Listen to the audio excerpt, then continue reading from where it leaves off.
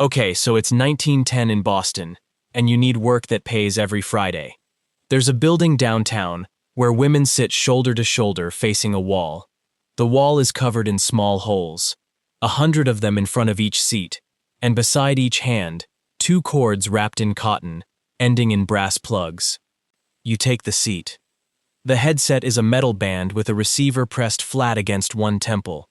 By the 4th hour, you can feel the shape of it. Then a lamp lights. You push the answering plug into the hole beneath it, and you speak the name of the exchange, and nothing else. That's the rule. You get a fixed list of phrases, and a supervisor walking the row behind you is listening for anything off it. The caller says a number. Your left hand goes to a hole you never consciously memorized and finds it anyway. 2 plugs, 1 key, and the circuit is closed. Then the next lamp. It's already lit. So the question worth 27 minutes has nothing to do with what this job pays. Ask what it's paying you for. The picture most people carry is simple: light indoor work, clean clothes, low pay, and a skill anyone could pick up in a week. 2 of those are wrong. Records from the period put a city operator's pay at somewhere between $6 and $9 a week. That's the figure for a local operator at an urban exchange, which is the rank most operators held, and it's a nominal number. It's what the payroll sheet said, before anything came out of it. Hold that against the city she's standing in. A day of labor for a man on a construction gang runs $1.50 to $2, so her week is worth about 4 of his days. That sits above the shop floor, above domestic service too, nowhere near the bottom of the market. Every large exchange in the country is hiring, and the training class still has more applicants than seats, so the simple picture gets the pay roughly right and the scarcity completely backwards. Here's what that picture leaves out. Look at what the caller actually hands you: a number and nothing else. No route, no path to it. The wall doesn't tell you either. At the speed you work, the holes might as well be unlabeled, and the directory in the drawer is too slow to open. The mapping exists in one place. It gets bigger every week you work, and nobody writes it down. You're not selling your hands. You're selling the only routing table that exists, and it lives inside your head. And the company already knows what that's worth, because it has spent 2 decades trying to buy a cheaper copy. So this is the first of the 5 extinction types. Replacement by machine. Set aside the better worker and the cheaper country. A machine produced the same output, a completed connection, at a lower cost per unit. The whole story sits in that gap. But before the gap, the constraint that created the job. A telephone in 1910 is 2 copper wires running from a house to a central office. That's all it is. The wires don't go anywhere else, and they can't. So if you want to speak to a house 4 streets over, something at that central office has to physically join your pair of wires to theirs, and then take them apart again when you're finished. Somebody has to decide which pair to join. That decision is the product. And in the year the industry standardized around this design, there was no mechanism that could take an instruction from a subscriber and act on it. The subscriber had a bell, a mouthpiece, and a hook. No dial, no buttons, no way to send a number down a wire as anything other than a human voice. So the instruction arrives as speech, and speech has to be heard. That's the floor of the whole business. Every connection in the United States passes through a person who hears the instruction and acts on it. Now add the part that isn't in the job description. She isn't only joining wires. She knows which lines are busy without checking, because she was on them. She knows the doctor's line gets tried again in 90 seconds, instead of being dropped. She knows which subscriber gives a nickname instead of a number, and she knows what the nickname means. That's an exception layer, and it's running on the same salary. Here's the structural point. The subscriber never sees any of this as labor. He pays a flat monthly rate for service, and the operator's wage sits inside that rate, unitemized, which means the company can see exactly what she costs, and he can't see it at all. So far, so good. Now, there's no such thing as a switchboard operator. There are 5 ranks, and they don't earn the same money or face the same rules. The first is the student operator. She's in a training school run by the company, learning the phrase list and the board layout, and she's paid while she does it. Training pay ran well under the working rate. It's weeks, not years, and that matters more than it sounds. Hold on to it. The second rank is the local operator at an urban exchange. She handles calls inside her own exchange area and hands off anything beyond it. This is the rank almost everyone held, and it's the rank the arithmetic in this episode will run on. Averaging a chief operator's salary into it would produce a number that describes nobody. The third rank is the toll operator, sometimes called the long-distance operator. She's connecting across exchanges and across states, which means she has to hold routes in her head, not just holes. She also times the call and writes the ticket that becomes the bill. Higher rate, harder board, and most of the surviving pay records come from women like her, which is exactly why those records overstate what the job paid. The fourth rank is the supervisor, and above her the chief operator. Different ladder entirely. Salaried, involved in hiring and discipline, walking the row behind the seated women listening for a phrase off the list. The fifth rank sits outside the telephone company completely. She's the private branch exchange operator, working a smaller board in a hotel lobby, a department store, or a factory office. Her wage is set by the hotel, not by the exchange, and her board never disappears on the same schedule. And underneath all five, the rural exchange. In a small town, the board might sit in a farmhouse parlor, with the family running it around the clock. Those positions paid a fraction of the city rate, and sometimes paid in a reduced phone bill. Which brings up the obvious question: what does it cost her to get in? Compare it to a trade. A machinist spends years as an apprentice and buys his own tools. He also pays into a body that controls who is allowed to work. A telephone operator does none of that. Weeks of training, no tool purchase, no fee to a guild. On paper, this is the cheapest skilled position a woman can enter in 1910, and it does work, right up until it doesn't. Because the barrier has nothing to do with time or money. The barrier is a filter. Hiring rules of the period generally required a specific arm reach, measured at the interview. A woman who couldn't touch the top row of jacks from a seated position couldn't work the board at speed. Height and reach were written into the requirements the way a typing speed would be. She also needs to read, and to speak in a way the company will accept over a receiver. And she needs references that survive a character check. None of that is billed to her. All of it is a cost, paid in time she isn't working. Then the small lines.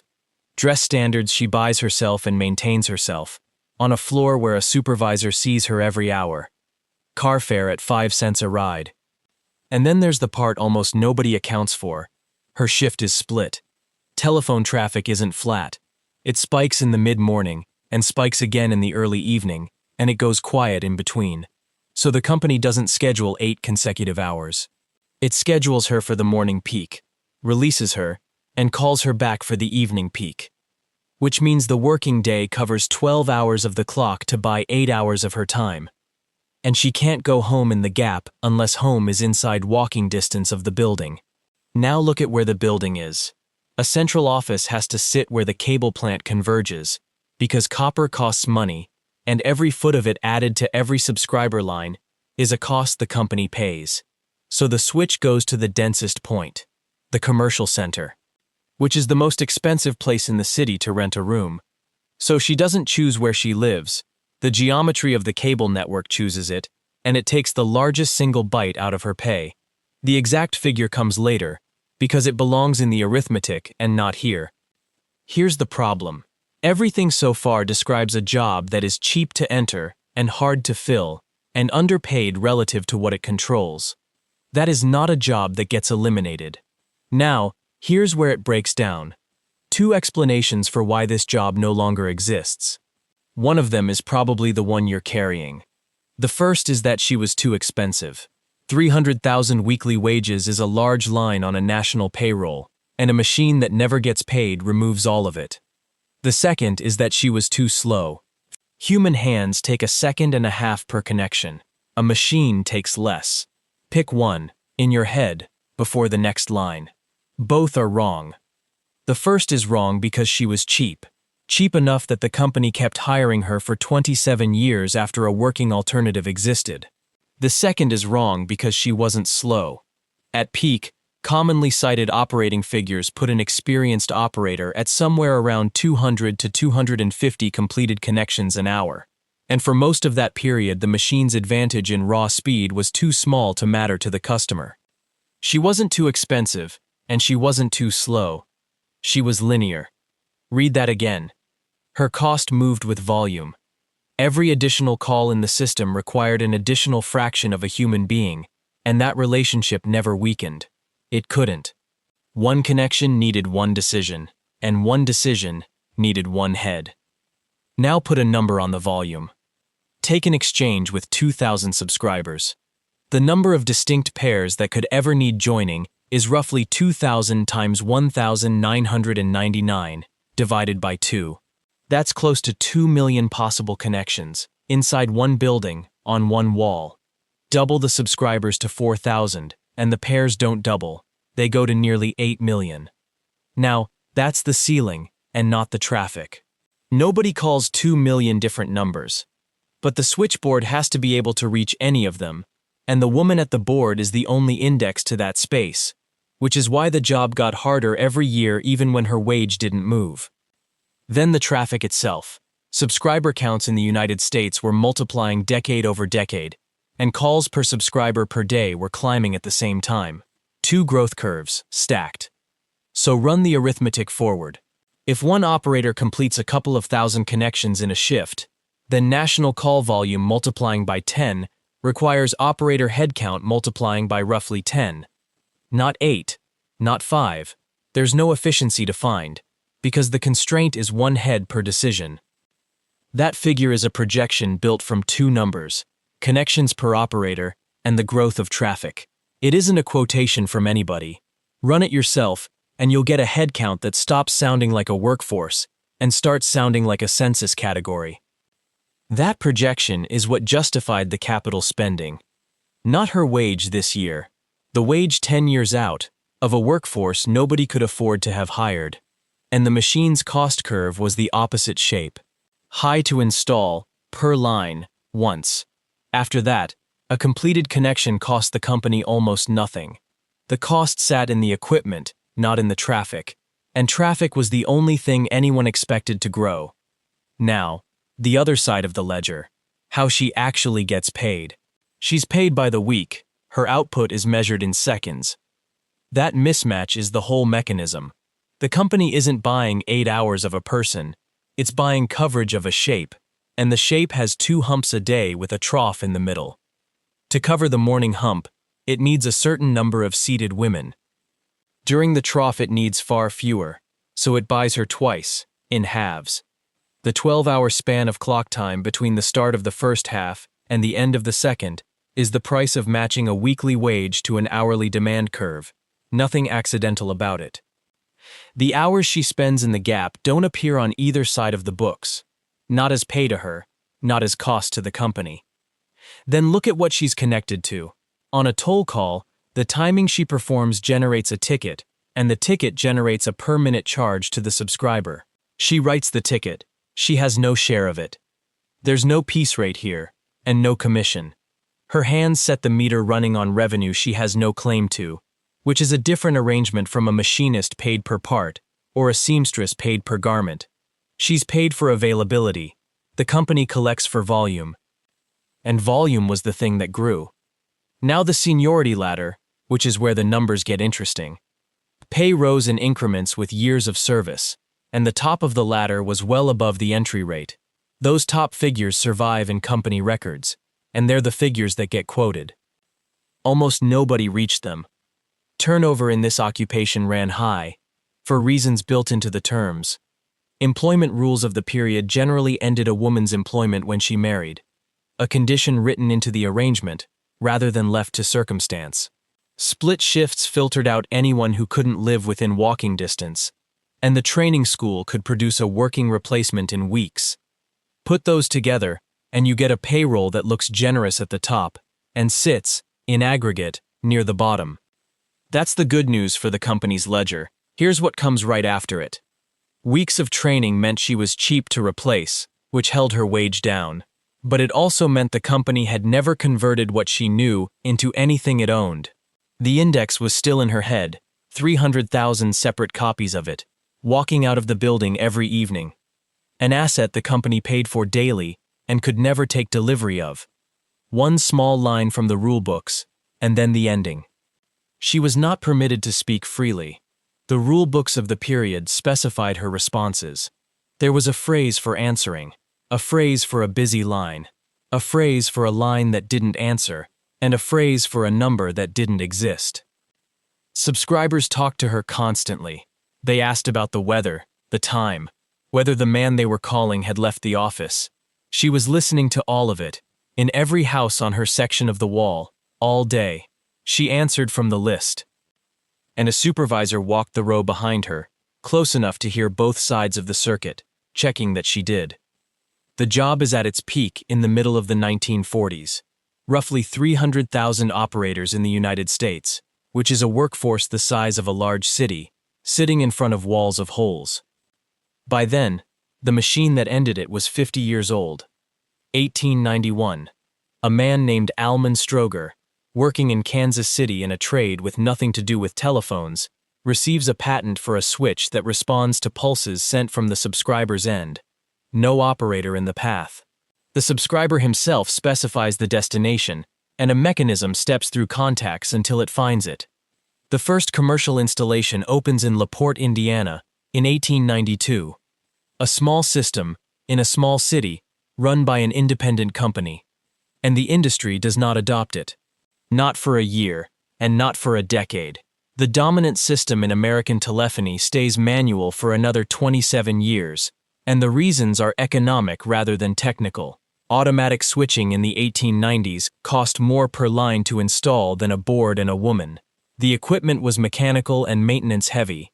It also required every subscriber in the exchange to have a dial telephone, which meant replacing the instrument in every house before the switch could serve anybody.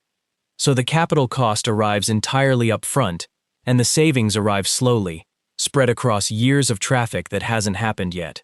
On a spreadsheet in 1895, the operator wins. There's a second reason, and it reads oddly now. The dial moved work from the company to the customer. Under the manual system, the subscriber spoke a number, and the company did the rest. Under the dial, he performed the routing himself, digit by digit, with no reduction in his monthly bill.